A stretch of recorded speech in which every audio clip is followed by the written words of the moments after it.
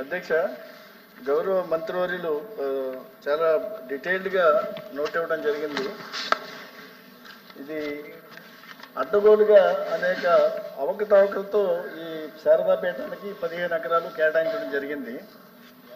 ఇది కూటమి ప్రభుత్వం వచ్చిన తర్వాత ఈ అవకతవకలన్నీ ప్రభుత్వం దృష్టికి వచ్చిన పిదప క్యాబినెట్లో దీన్ని అప్రూవ్ చేసి పై జీవో ఎంఎస్ నెంబర్ 237 ద్వారా దీన్ని క్యాన్సిల్ చేశారు. కాబట్టి దీనిలో ఫర్దర్ డిస్కషన్ అవసరం లేదని అనుకుంటున్నాను. కాకపోతే దీని సప్లిమెంటరీగా నేను 2 ప్రశ్నలు గౌరవ మంత్రి గారి ద్వారా మిమ్మల్ని అడుగుతున్నాను. ఒకటి ఏంటంటే, శారదాపేట ఎక్కడైతే చిన్నముషుడివాడలో ఉందో ఆ శారదాపేట కూడా చాలా వరకు ప్రభుత్వ భూమిని ఆక్యుపై చేసుకుని కట్టిన పీఠం అది.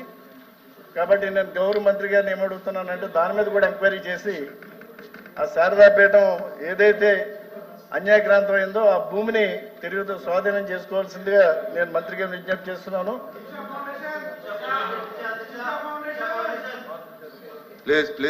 రెండు, తిరుపతి టీటీడీలో కూడా శారదాపీఠానికి చెప్పనివ్వండి, సప్లిమెంటరీ కూర్చోండి.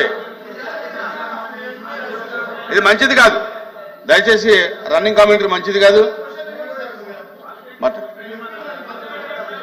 రామారావు, నేను సప్లిమెంటరీ అడుగుతున్నాను. రామారావు మాట్లాడండి. శారదాపేటకు సంబంధించి సప్లిమెంటరీస్ అడుగుతున్నాను. నేను మెయిన్ సిగ్నేటరీ. నేను మాట్లాడండి. టీటీడీకి సంబంధించింది కూడా శారదాపేటానికి భూమి కేటాయించడం కానీ, లేకపోతే పర్మిషన్స్ లేకుండా బిల్డింగ్స్ కన్స్ట్రక్ట్ చేయడంలో కానీ నిన్న టీటీడీలో కూడా దాన్ని రద్దు చేసి ఆ బిల్డింగ్స్ను కూడా డెమాలిష్ చేయడానికి చర్యలు తీసుకోవడం జరిగింది. అంటే దీన్ని ఎంత అడ్డగోలుగా ఈ శారదాపేటానికి భూమి కేటాయించారన్నది ప్రజలందరూ తెలుసు. కాబట్టి నేను ఏదైతే అడిగానో చిన్నముసిడివాడలో ఉన్న శారదాపేటంలో ఆక్యుపై చేసిన ల్యాండ్ కూడా ఎంక్వైరీ చేసి తగు చర్య తీసుకోవాల్సిందిగా మంత్రి గారి ద్వారా మిమ్మల్ని విజ్ఞప్తి చేస్తున్నాను. రాంభూపాల్ రెడ్డి గారు, ఏదైనా ప్రభుత్వ భూములను కేటాయించేటప్పుడు విస్తృత ప్రజా ప్రయోజనాలు, అదేవిధంగా సామాజికంగా ఆ భూములు ఉపయోగపడతాయనేటప్పుడు రాష్ట్రాలు కానీ లేకుంటే భారతదేశ వ్యాప్తంగా కొనసాగుతున్న సంప్రదాయము, నిబంధనలు అధ్యక్ష. కానీ మాజీ ముఖ్యమంత్రి గారు తన గురువు కోసం ఒక కారుగా 15 ఎకరాల ₹1,00,000 కేటాయించి ఒక అనైతిక చర్యకు పాల్పడడం జరిగింది అధ్యక్ష. అంతేకాకుండా ఏదైతే జీవోలో పేర్కొన్నారో ఆ ప్రాంతంలో భూమిని కేటాయించుకోకుండా మరొక ప్రైమ్ ఏరియాలు అంటే దాదాపు 250-300 కోట్ల రూపాయలు విలువయ్యే ఒక కాస్ట్లీ భూములను కేటాయించడం జరిగింది అధ్యక్ష. ఈ అనేక రకాల ఈ భూ కేటాయింపులో నిబంధనలు పూర్తిగా ఉల్లంఘించి ప్రజాధనాన్ని దోపిడీ చేయడం జరిగింది. దీనిపైన గౌరవ మంత్రి గారికి విజ్ఞప్తి చేస్తాను. ఈ అనైతిక చర్యకు, ఈ ప్రజాధనాన్ని దుర్వినియోగానికి పాల్పడిన వారిపై ఏమైనా చర్యలు తీసుకుంటున్నారా? ఇప్పటికీ ఈ భూమిని క్యాబినెట్ రద్దు చేశామని చెప్పారు, కానీ ఆ భూమి ప్రభుత్వం స్వాధీనం చేసుకొని ప్రభుత్వ ఆజమాయిషీలో ఉందో లేకపోతే ఇంకా మఠం ఆజమాయిషీలో ఉందో గౌరవ మంత్రి గారికి మీ ద్వారా అడుగుతున్నారు అధ్యక్ష. మంత్రి గారు. అధ్యక్ష, గౌరవ సభ్యులు దువ్వారం రామారావు గారు, రాంగోపాల్ రెడ్డి గారు అధ్యక్ష. అధ్యక్ష, మనకి రాష్ట్రంలో భూమి అనేది అధ్యక్ష చాలా సెంటిమెంట్తో కూడినటువంటి అధ్యక్ష. అది అయితే పేద ప్రజలకు ఎవరికైతే భూమి లేదో, ఉపాధి లేదో వాళ్ళకి అసైన్ చేయటము, లేకపోతే ఇతర ప్రజా ప్రయోజనాలకు వాడాలి అధ్యక్ష. కానీ గత ముఖ్యమంత్రి జగన్మోహన్ రెడ్డి అతను గురు దక్షిణగా ఈ యొక్క శారదా పీఠాధిపతి ఎవరైతే ఉన్నారో స్వరూపానంద స్వామికి అధ్యక్ష, ఆయనకి గిఫ్ట్గా ఇవ్వడం జరిగింది అధ్యక్ష. చెప్పినట్టు అధ్యక్ష, ప్రజా ప్రయోజనాలకి ఇవ్వచ్చు సార్. గత ప్రభుత్వాలు కూడా అధ్యక్ష సార్, గత ప్రభుత్వాలు కూడా ఎన్నో భూములు ఎంతో మందికి ఇచ్చారు అధ్యక్ష. దానికి నిదర్శనం హైదరాబాద్ అధ్యక్ష. చుట్టుపక్కల ఎన్నో కంపెనీలకు ఇచ్చారు కాబట్టి, ఎన్నో ప్రయోజన కార్యక్రమాలకు ఇచ్చారు కాబట్టి ఈ రోజు హైదరాబాద్ ముందడుగేసింది అధ్యక్ష. ఈ రోజు మనం వెనకడుగు కారణం ఏంటో కూడా చెప్తాం అధ్యక్ష. మళ్ళా పునర్నిర్మించుకుంటాం ఆంధ్రప్రదేశ్ అంటే వాళ్ళు చేసిన పాపం అధ్యక్ష. అది గత 5 సంవత్సరాలు వాళ్ళు చేసిన పాపం అధ్యక్ష. నేను క్లియర్గా చెప్పాను అధ్యక్ష. విశాఖపట్నం భూమినిపట్నం కొత్తవలస గ్రామంలో సర్వే నంబర్ 102లోని 15 ఎకరాల భూమిని సాంస్కృతిక పాఠశాలకు తీసుకోవడం జరిగింది అధ్యక్ష. అయితే అప్పుడు కలెక్టర్ గారు 1,50,00,000 రూపాయలు ఎకరం అంటే, కానీ మార్కెట్ విలువ అధ్యక్ష దాదాపుగా 300 కోట్ల అధ్యక్ష. అంటే 300 కోట్లు విలువ చేసే భూమిని అన్యాయంగా కేవలం గురువు అని చెప్పేసి 15 లక్షల రూపాయలకి ఇవ్వడం అధ్యక్ష చాలా దారుణం అధ్యక్ష. అయితే అధ్యక్ష దీంట్లో కూడా అధ్యక్ష సమగ్ర నివేదికలు అధ్యక్ష BSA 24 మరియు GO 571 ప్రకారం అధ్యక్ష ప్రభుత్వ భూమిని అన్యాక్రాంతం చేసినప్పుడు అధ్యక్ష మార్కెట్ విలువ వసూలు చేయాలి. కలెక్టర్ ఎకరాకు మార్కెట్ విలువ 1.5 కోట్లు వసూలు చేయాలని ప్రతిపాదించారు. కానీ భూమిని ఎకరాకి ₹1,00,000 మాత్రమే కేటాయించారు. ఇది అత్యంత అక్రమంగా ఉంది. మరియు సంస్థకు మినహాయింపు పొందడానికి BSA 24 మరియు GO 571లోని నిబంధనలు కూడా సడలించలేదు. రెండవ అధ్యక్ష విశాఖపట్నం జిల్లా భీమునిపట్నం మండలం కొత్తవలస గ్రామంలో సర్వే నంబర్ 102/2లో గల 15 ఎకరముల భూములు సర్వే నంబర్ 102/2 ఏలో కలిగిన 7.70 సెంట్లు, సర్వే నంబర్ 103లో ఎకరాలు 7.3 సెంట్లుగా రివైజ్ చేశారు అధ్యక్ష. ఆ సవరణ అనుబంధం 11ను అడ్మినిస్ట్రేటివ్ డిపార్ట్మెంట్ వారు ఇచ్చి ఉండలేదు. మూడో అధ్యక్ష ప్రతిపాదనకు సంబంధించిన GVMC విశాఖపట్నం తీర్మానం పొందలేదు. GO 571 ప్రకారం స్థానిక సంస్థ నుండి NOC అవసరమై ఉన్నది అధ్యక్ష, అది కూడా తీసుకోలేదు. ట్రస్ట్ డీడ్ ప్రకారం అధ్యక్ష సంస్థ పీఠాధిపతి పర్యవేక్షణలో ఉంది. కానీ వారి అభ్యర్థుల అధ్యక్ష ఉనికిలో లేని వ్యక్తి అయిన ట్రస్టీ పేరున అది కూడా అతని అధికారం ఇవ్వకుండా ఉత్తర్వులు అభ్యర్థించారు అధ్యక్ష. మరియు అనుమతి లేకుండా ఉత్తరాధికారి అని కూడా పేరు పెట్టారు అధ్యక్ష. నైరూప్య మరియు ఊహాజనిత కేటాయింపు చట్టం దృష్టిలో నిలబడవు అధ్యక్ష.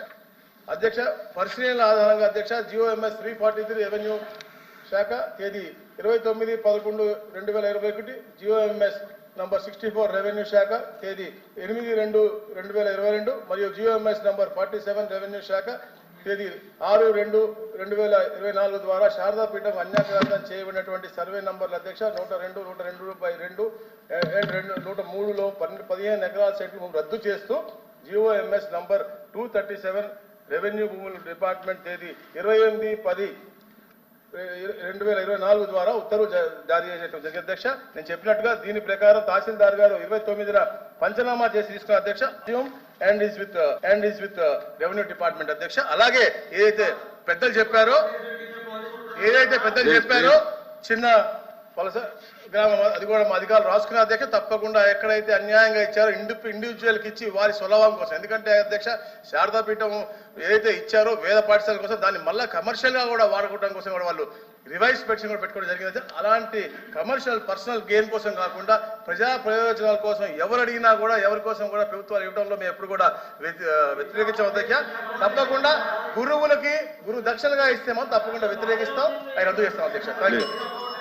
Question number 13498 minister for industries వారి తరఫున కొండపల్లి శ్రీనివాస్ గారు సమాధానం చెప్పారు. ప్లీజ్ 1 minute అండి మినిస్టర్ గారు 1 minute. ధన్యవాదాలు మంత్రి గారు. అధ్యక్ష. ఇప్పుడు రెవెన్యూ మినిస్టర్ గారు వచ్చి సుదీర్ఘంగా చెప్పారు అధ్యక్ష. ఆయన చెప్పిన దాంట్లో మాకేం భేదాభిప్రాయం లేదు. ఎందుకంటే ప్రభుత్వంలో నిబంధనలు ఉన్నాయి అధ్యక్ష.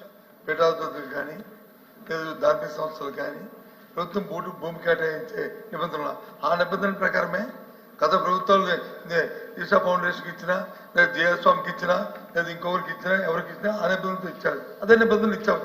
ఈరోజు ప్రభుత్వం మీది ఒకవేళ వ్యతిరేకంగా ఉన్నది తీసుకోండి, దాన్ని చట్ట ప్రకారం ఏముందో చేయండి, మాకే అభ్యంతరం లేదు అధ్యక్ష. మాకేం అది అభ్యంతరం లేదు అధ్యక్ష. కానీ ఒక విషయాన్ని మాత్రం వేధిస్తున్నాం అధ్యక్ష. ఏదంటే ఏదో గురుదక్షిణ అని లేదు మన జగన్మోహన్ రెడ్డి గారని ప్రభుత్వం ఎవరుంటే ఎవరు ముఖ్యమంత్రి అరే ఏం చంద్రబాబు నాయుడు ఉన్నప్పుడు ధార్మిక సంస్థ ఇవ్వలేదా? మరి అక్కడ తెలంగాణలో వచ్చి దేవస్వామికి ఇవ్వలేదా? మరి ఈశా ఫౌండేషన్కి ఇక్కడ ఇవ్వలేదా? కాబట్టి అవన్నీ అప్రస్తుతం అధ్యక్ష. చట్ట ప్రకారం నిబంధనల ప్రకారము ఏదైతే మీకున్న అధికారం ఉందో దానిపై చేయండి అధ్యక్ష. మేము దాంట్లో ఇబ్బంది లేదు అధ్యక్ష. 100% మేము దాన్ని సమర్థిస్తాం అధ్యక్ష. తప్పు ఏం జరిగితే తప్పును సర్దించుకోండి. అంతేగాని ఈ విధంగా వ్యక్తిగతంగా మాత్రం మాట్లాడడం మాత్రం అది తగదని గౌరవ మంత్రి గారు తెలియజేస్తాం. మంత్రి గారు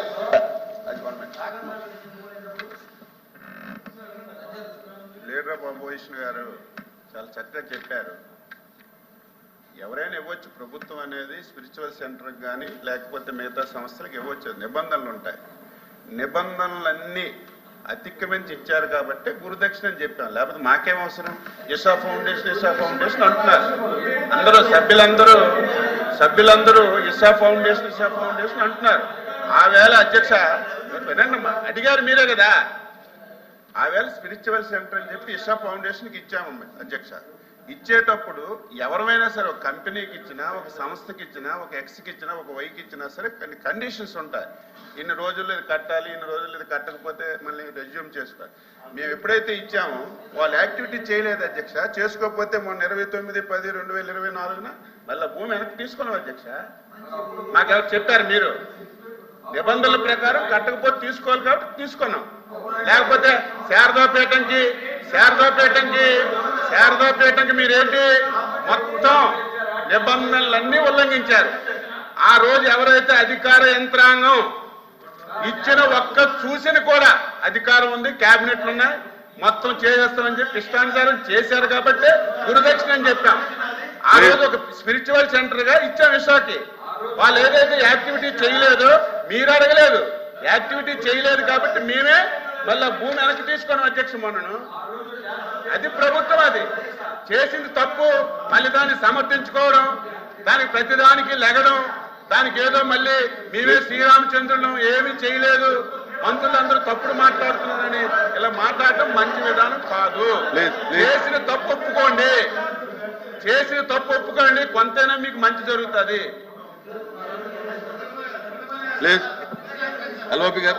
అధ్యక్ష, నేను మంత్రి గారు మరి ఏం చెప్తారో నాకు అర్థం అవుతుంది, కానీ ఆయన భావం ఏంటో తెలియట్లేదు. కానీ రెవెన్యూ మినిస్టర్ గారు చెప్పింది నిబంధనల ప్రకారం ఆయనకు నిబంధనలు అంటారు.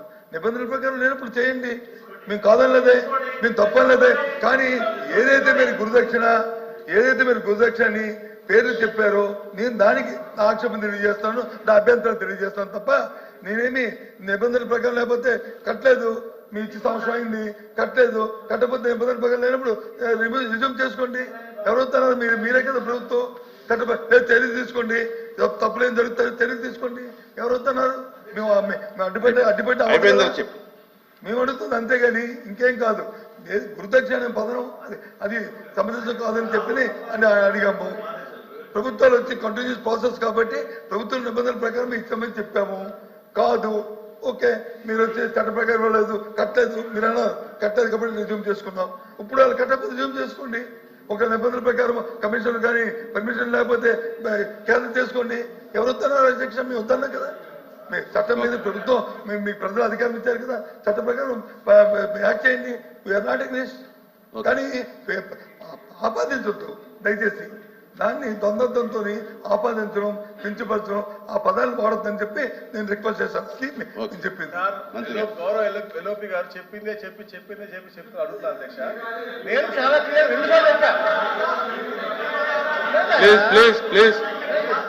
రెండుసార్లు చెప్పాను. బేసిక్ క్వశ్చన్ లో సార్, బేసిక్ ఎల్సీక్యూలో నేను ఇదే మొత్తం క్లియర్ చెప్పాను అధ్యక్ష. మళ్ళా సప్లిమెంటరీలో చాలా క్లియర్ చెప్పాను.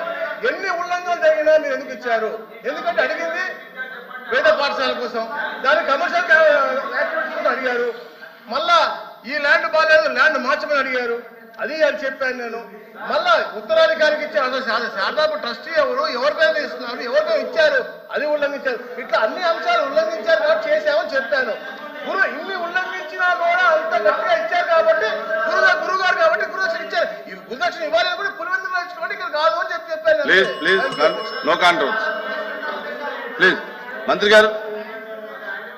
మంత్రి గారు please.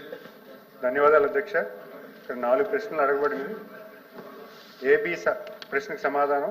Nellimarla jute mills private limited, Nellimarla, Vizianagaram జిల్లా. ప్రస్తుతం lime light commercial private limited ఆధ్వర్యంలో నడుస్తుంది.